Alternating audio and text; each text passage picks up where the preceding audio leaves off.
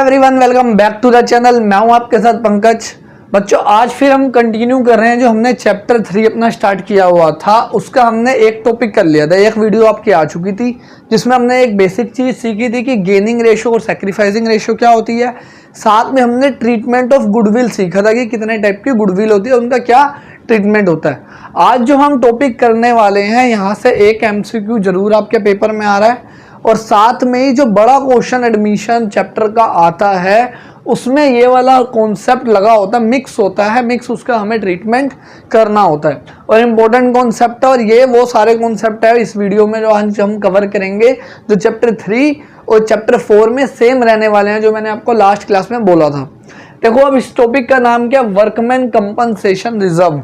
आज बेसिकली हम जो पढ़ेंगे वो सारे रिजर्व ही होंगे कि कंपनी पार्टनरशिप में जितने भी रिजर्व्स होते हैं उनका क्या ट्रीटमेंट होता है अगर पार्टनर्स में रेशियो चेंज हो रहा है। तो पहला रिजर्व है वर्कमैन कंपनसेशन रिजर्व, जिसे WCR बोलते हैं।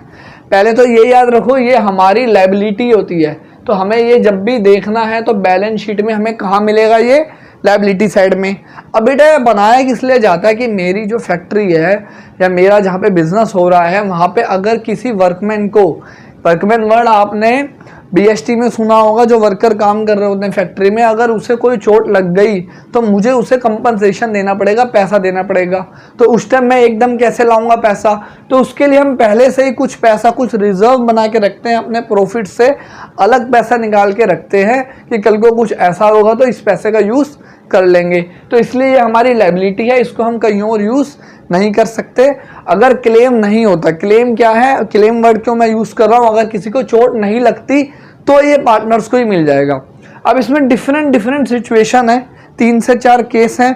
तो देखो, पहला केस क्या है, when claim against WCR does not exist. मतलब किसी को भी एक फाइनेंशियल ईयर में किसी भी वर्कर को चोट नहीं लगी है, या फिर नो इन्फॉर्मेशन, या क्वेश्चन में आपको कोई भी इंफॉर्मेशन गिवन नहीं है, आपको नीचे एडिशनल इन्फॉर्मेशन में गिवन होती है कि वर्कमैन कंपनसेशन क्लेम इतना हुआ है। तो वो इन दोनों केस में या तो कोई क्लेम है ही नहीं या फिर कोई इन्फॉर्मेशन गिवन नहीं है। इस केस में क्या एंट्री बनेगी बेटा, WCR अकाउंट डेबिट। ये हमारी लायबिलिटी थी। अब इस लायबिलिटी को खत्म करना है, तो लायबिलिटी जब भी डिक्रीज होती है डेबिट करते हैं तो डेबिट हो जाएगा टू पार्टनर्स कैपिटल या फिर करंट अकाउंट।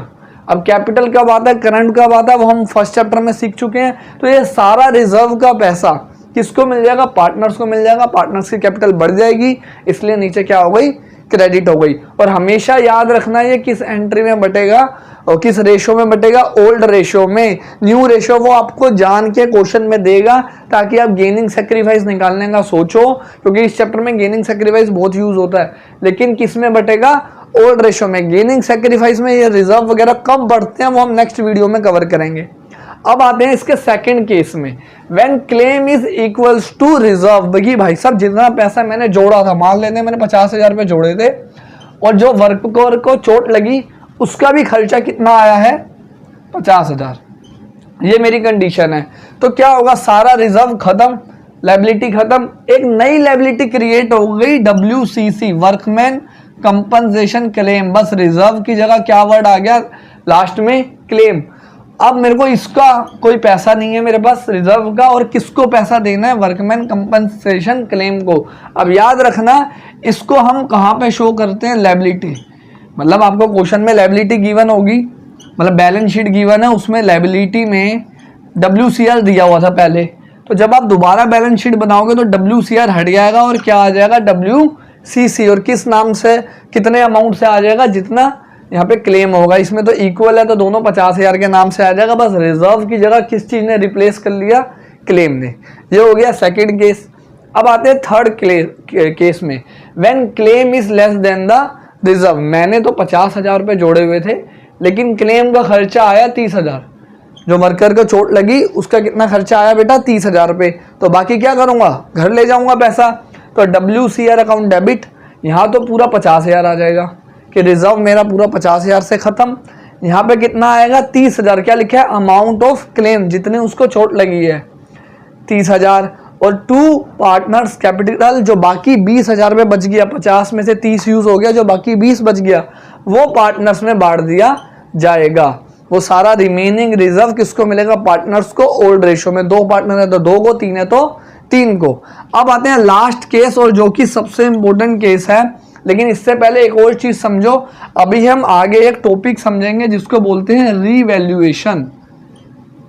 ये एक अकाउंट होता है बेटा, ये हम किस लिए बनाते हैं, जब हम अपनी एसेट्स और लायबिलिटीज को रीवैल्यू कर रहे हैं कि मेरी जो एसेट्स हैं उनकी कितनी वैल्यू रह गई है, क्या कोई एसेट बढ़ गई है या कोई एसेट कम हो गई है, या कोई लायबिलिटी को रीअसेस करते हैं कि क्या लायबिलिटी उतनी ही पे करनी है या कम हो गई है, तो उसके लिए ये अकाउंट बनता है। ये हमारा मेन टॉपिक होगा नेक्स्ट वीडियो में, एक वीडियो में जाएगा ये पूरा।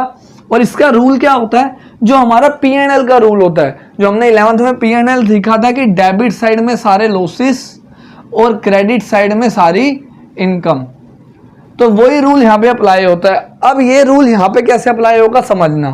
फोर्थ केस क्या है, claim is more than reserve. मैंने 50,000 रुपये जोड़े थे, लेकिन जो क्लेम आया वो आया मान लो 60,000 रुपये का, ठीक है। अब 10,000 रुपये मुझे अपनी जेब से डालने पड़ेंगे उस टाइम, तो क्या एंट्री बनेगी, WCR अकाउंट डेबिट।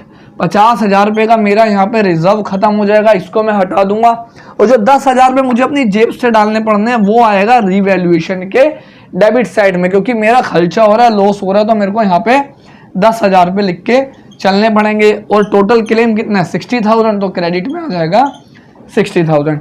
अब ये जो रिवैल्यूएशन होता है, जैसे P&L होता था, P&L अप्रोबेशन अब सबने चैप्टर 1 में बनाया था, उसमें हम क्या करते थे, जो भी प्रॉफिट या लॉस आता था पार्टनर्स को बांटते थे। तो रिवैल्यूएशन का भी बेटा जो प्रॉफिट और लॉस होता है वो पार्टनर्स में बढ़ता है ओल्ड रेशो में। तो यहाँ पे डेबिट में रिवैल्यूएशन डेबिट हो रहा है, मतलब मैंने यहाँ पे डेबिट साइड में लिखे हैं 10,000 रुपये, तो डेबिट साइड ज़्यादा है, क्रेडिट में तो कुछ है नहीं, तो मतलब ये लॉस है, तो ये लॉस पार्टनर्स में बटेगा। तो एंट्री बनेगी पार्टनर्स कैपिटल या current account debit to revaluation. जितना भी लॉस होगा, मतलब ये वाला जो अमाउंट होगा एक्सिस वाला, ये पार्टनर्स में बढ़ जाएगा। और किस रेशो में बटेगा ये भी हमेशा याद रखना, ओल्ड रेशो में ही यहाँ पे बटेगा, ठीक है। इसको ऐसे भी समझो कि मान लो आपका बर्थडे था, तो आपने अपने पॉकेट मनी में से कुछ पैसे जोड़ के रखे कि भैया 5,000 रुपये का तो खा ही जाएंगे, राक्षस से दोस्त हो रहे हैं मेरे, ठीक है। वो और बड़े राक्षस निकले, 5,000 की जगह खा गए 8,000 रुपये का, तो 3,000 रुपये आपको अपनी जेब से डालने पड़ेंगे, तो वो ये केस हो गया। और अगर आपने 5,000 सोचा था कि 5,000 का खर्चा आएगा और 5,000 का ही आता है, तो ये केस हो गया। लेकिन 5,000 सोचा था और खर्चा आया सिर्फ 3,000 रुपये का, तो वो किस में चला जाएगा, इस वाले केस में। तो और ऐसा तो हो नहीं सकता कि पार्टी ना हो, तो ये केस तो तुम भूल ही जाओ रियल लाइफ में। तो ये बहुत इजी सा कॉन्सेप्ट है, इसको एक बार आप समझोगे, एक बार इसकी जर्नल एंट्रीज को समझना, याद मत करना। बच्चे इसको याद करने लगते हैं, फिर वो केस में उलझ जाते हैं। ये हो गया बेटा हमारा एक रिजर्व। अब नेक्स्ट रिजर्व में चलते हैं जो इसी की तरह है, जिसका नाम है इन्वेस्टमेंट फ्लक्चुएशन रिजर्व। उसका ट्रीटमेंट देखते हैं क्या होता है। तो देखो बेटा क्या ट्रीटमेंट होगा हमारा सेकंड रिजर्व का, which is investment fluctuation reserve, जिसको शॉर्ट फॉर्म में बोलते हैं IFR, ठीक है। अब देखो ये क्या होता है, पहले ये समझना। मैंने कोई इन्वेस्टमेंट करी है कहीं पे, अब मेरी उस इन्वेस्टमेंट की वैल्यू कल को कम हो जाएगी, तो मेरे को उस टाइम पे पैसा लाना पड़ेगा कहीं से, ठीक है। जैसे मान लो मैंने कोई कार खरीदी है, अब मैंने एस्टिमेट लगाया ये कार मैं 6-7 साल चलाऊंगा, 10 लाख रुपए की मैंने खरीदी है, तो बाद में ये कितने की बिकेगी, 6 लाख रुपए की, और मेरे को नई कार चाहिए दोबारा, और मैं मान लेता हूँ चलो नई कार आएगी 12 लाख रुपए की, तो 6 लाख रुपए मैं उस टाइम और कहाँ से लाऊंगा। तो उसके लिए मैं पहले से रिजर्व बना के चल रहा हूँ, कुछ पैसा जोड़ के चल रहा हूँ कि 6 लाख में पुरानी कार बेच दूंगा, 6 लाख रुपए मैं तब तक जोड़ लेता हूँ 5-6 साल तक, तो 12 लाख की नई कार आएगी, तो मेरे पास पैसा होगा। तो उसके लिए जो हम रिजर्व बनाते हैं उसे क्या बोलते हैं, इन्वेस्टमेंट फ्लक्चुएशन रिजर्व। अब इसमें ना 3 केस है बेटा। पहला है market value of investment is equal to book value. पहले ये समझो what is market value, what is book value. Book value बेटा वो होती है जो मैंने बुक्स में अपने रिकॉर्ड करी है। मैंने जो कार खरीदी थी, ठीक है, वो 10 लाख रुपए की थी, तो ये हो गई मेरी बुक वैल्यू। मैंने अपने बुक्स ऑफ अकाउंट्स में इसको लिखा हुआ है 10 लैक्स। लेकिन जब मैं बेचने गया तो मार्केट में कितने की बिकी, 6 लाख रुपए की। तो इसको बोलते हैं मार्केट वैल्यू, कि अगर मैं कोई एसेट्स को मार्केट में बेचने जाऊंगा तो मेरे को उसकी कितनी वैल्यू मिलने वाली है। तो पहला केस क्या है, when market value of investment is equal to book value. मैंने 10 लाख लिखा हुआ था, मान लेते हैं 10 लाख रुपए की ही है वो अभी भी वैल्यू। इस केस में क्या है, जब मैंने 10 लाख जोड़े हुए थे, 10 लाख की मेरी गाड़ी बिकी है, तो मेरे को क्या अपनी जेब से पैसा डालना पड़ेगा? नहीं डालना पड़ेगा। तो जो मैंने पैसा सोचा हुआ था, रखा हुआ था कि कल को कम पैसा मिलेगा तो मैं यूज करूंगा, तो उसमें तो वो पैसा तो यूज हुआ नहीं, तो वो सारा पैसा क्या हो गया, मेरा पर्सनल में यूज होगा। तो क्या एंट्री बनेगी बेटा? IFR account debit. दोबारा याद रखना है, ये हमारी लायबिलिटी होती है, बैलेंस शीट में कहाँ मिलेगा? लायबिलिटी साइड में। तो लायबिलिटी खत्म हो गई इसलिए डेबिट कर दिया। तो IFR account debit to partner, सारा का सारा IFR किसे बांट देंगे? पार्टनर्स को बांट देंगे। अगेन रेशो कौन सी रहने वाली है? ओल्ड रेशो ही यहाँ पे आपकी चलेगी। पहला केस हो गया। सेकंड केस में आओ। अब सेकंड केस वही वाला है जब फॉल हो गई वैल्यू, ठीक है। 10 लाख का मैंने बुक वैल्यू थी, लेकिन मार्केट वैल्यू में फॉल आ गया। अब इसमें बच्चे गड़बड़ करते हैं, ध्यान से समझना। इसमें आपको पहले फॉल अलग से लिखना पड़ेगा कि फॉल कितना आया है। तो फॉल कितना आया? 4000 रुपए का। आपको मार्केट वैल्यू से मतलब नहीं होगा, आपको जो मतलब होगा वो फॉल से होगा कि फॉल कितना आया है। समझना कैसे? सेकंड केस तो ये है कि मार्केट वैल्यू कम हो गई, ठीक है, मार्केट वैल्यू तो कम हो गई, वो ठीक है। अब पहला केस क्या है? Fall in the value of investment is less than the IFR। ध्यान से समझना, इसी केस को दोबारा यहाँ पे मैं बना रहा हूं क्योंकि इसी में आप गलती करते हो। मेरी गाड़ी थी 10 लाख की, मैंने बुक वैल्यू लिखी हुई है 10 लाख में खरीदी है। मार्केट वैल्यू हो गई इसकी, हम मान के चलते हैं 7 लाख। कितनी हो गई? 7 लाख। बुक वैल्यू थी 10, तो फॉल कितना आया है? 3 लाख रुपए का। और मैंने जो पैसा जोड़ा हुआ था रिजर्व में, वो मैंने जोड़ा हुआ है 6 लाख रुपए। तो पहला case, when fall in the value of investment, fall कितना है? 3 lakh is less than the IFR। IFR से कम है फॉल। फॉल 3 का है, रिजर्व मैंने जोड़ा हुआ था 6 का। तो क्या एंट्री बनेगी? IFR अकाउंट डेबिट, जितना मैंने रिजर्व बनाया हुआ था पूरा का पूरा 6 लाख रुपए यहां लिख दूंगा। जितना मेरी इन्वेस्टमेंट की वैल्यू में फॉल आया है वो आएगा बेटा यहाँ पे। कितना फॉल आया है? 3 लाख रुपए का। और ये क्रेडिट क्यों हो रहा है? क्योंकि इन्वेस्टमेंट एसेट है, एसेट की वैल्यू कम होती है तो हमारी क्रेडिट होती है। जो बाकी 3 लाख रुपए बच गए वो किसको मिलेंगे? पार्टनर्स को। तो टू पार्टनर्स कैपिटल अकाउंट बाकी 3 लाख रुपए मैं बांट दूंगा। किस रेशो में बांट दूंगा? ओल्ड रेशो में। ये हो गया case. Second case, fall in the value of investment is equal to IFR। अब जितना मैंने IFR बनाया है फॉल भी उतने से हुआ है, मतलब फॉल 6 लाख से ही हुआ है। तो मार्केट वैल्यू कितनी हो गई होगी? 10 में से 6 गए आपके 4 लाख में मेरी गाड़ी बिक्री होगी, तो 6 लाख रुपए का फॉल, और मैंने पैसा भी उतना जोड़ा हुआ था। तो सारा का सारा पैसा, सारा का सारा IFR किस में यूज हो गया? इन्वेस्टमेंट की वैल्यू जितनी कम हुई थी उसमें यूज हो गया। पार्टनर्स को यहाँ पे 1 रुपया भी नहीं मिलेगा, तो इसलिए एंट्री बनी IFR account debit to investment account. अब आते हैं थर्ड केस में, और थर्ड केस ही इसका सबसे ज्यादा इंपॉर्टेंट है, सबसे ज्यादा गलती इसी में ही होती है। देखो बेटा थर्ड केस क्या है? थर्ड केस में कह रहा fall in the value of investment is more than IFR। मैंने जितना पैसा जोड़ा हुआ था उससे भी ज्यादा जो है फॉल हो गया है। मैंने 6 लाख जोड़ा हुआ था लेकिन मार्केट वैल्यू हो गई 3, तो 7 लाख रुपए का फॉल हो गया। तो 1 लाख रुपया मुझे, जब मैं नई गाड़ी खरीदूंगा तो मेरे को 1 लाख रुपया अपनी जेब से फिर से डालना पड़ेगा। तो इस केस में क्या एंट्री बनेगी?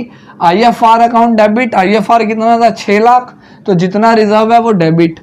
दोबारा क्या आ गया? रिवैल्यूएशन। अभी सीखा था कि जब भी जेब से पैसा जाएगा तो किसमें डालो?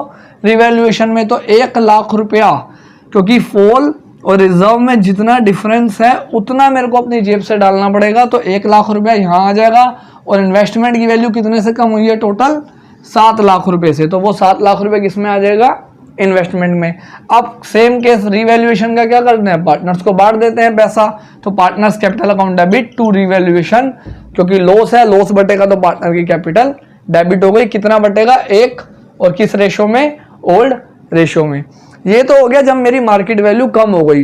अब ये भी हो सकता है कि मेरी मार्केट वैल्यू बढ़ गई हो। मैंने सोचा था गाड़ी 10 लाख रुपए की है, कंपनी ने गाड़ी बनाना ही बंद कर दी। कुछ गाड़ियां होती है ना जैसे कि स्पेशल बन जाती है, जैसे आर्टिकल बन गए, लग्जरी कार हो गई, तो वो गाड़ी अब कंपनी ने बनाना ही बंद कर दी। लेकिन हाउस की गाड़ी की डिमांड बहुत ज्यादा थी। अब 10 लाख वाली गाड़ी मार्केट में मेरी 12 में भी बिकने के लिए रेडी है, 15 में भी बिकने के लिए रेडी है। और मैंने तो पैसा जोड़ा था कि भाई कल को कम हो जाएगी मेरी वैल्यू। तो इस केस में क्या होगा? देखो अब मैंने जो सारा पैसा जोड़ा था, सारा का सारा पैसा किसको मिल जाएगा? पार्टनर्स को पूरा रिजर्व 6 लाख का 6 लाख यहाँ चला गया, ठीक है, क्योंकि पार्टनर्स को मिलना है, पार्टनर का पैसा है वो। Investment account debit to revaluation, ये इसकी सेकंड एंट्री है। ये किस चीज की एंट्री है? मेरी मार्केट वैल्यू बढ़ गई, हम 12 लेके चलते हैं तो 2 लाख रुपए से मार्केट वैल्यू जो बढ़ गई है वो मेरे को फायदा हो गया, प्रॉफिट होगा, तो रिवैल्यूएशन की कौन सी साइड में जाएगी? क्रेडिट साइड में। तो investment account debit to revaluation, जितने से भी मार्केट वैल्यू बढ़ी होगी।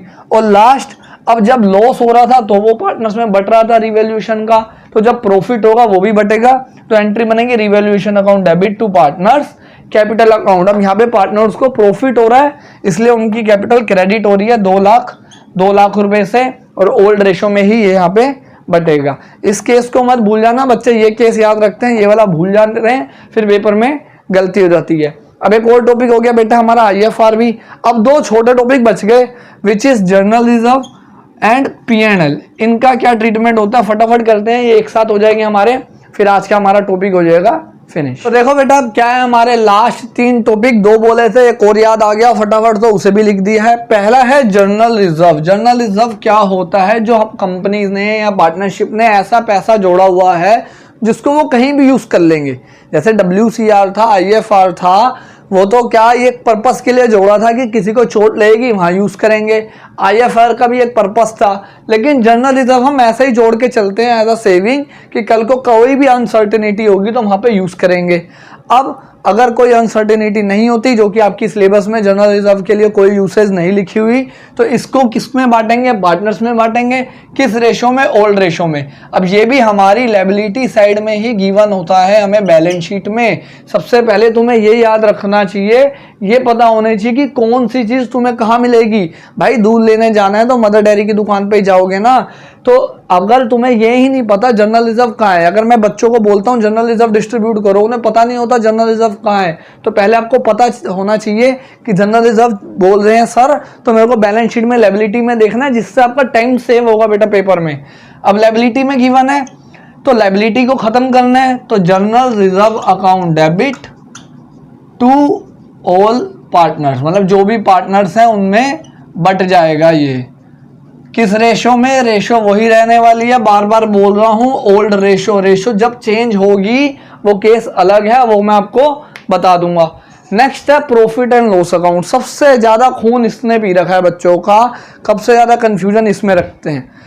अब ध्यान से समझो, P&L का 2 तरह से आपको बैलेंस गिवन हो सकता है। एक तो आपको गिवन हो सकता है लायबिलिटी साइड में, एक गिवन हो सकता है आपकी एसेट साइड में। मतलब अगर लायबिलिटी साइड में P&L लिखा हुआ है या एसेट में गिवन लिखा है, तो बेटा लायबिलिटी वाला हमारा प्रॉफिट होता है और एसेट वाला हमारा लॉस होता है, ठीक है। और इस वाले को, लॉस वाले को डेबिट बैलेंस भी बोलते हैं। अगर क्वेश्चन में ये बोला है कि P&L का डेबिट बैलेंस है मतलब लॉस है, और अगर बोला है P&L का क्रेडिट बैलेंस है तो मतलब प्रॉफिट है। इसको अच्छे से याद रख लो, MCQ में आएगा तो गलती वरना कर दोगे।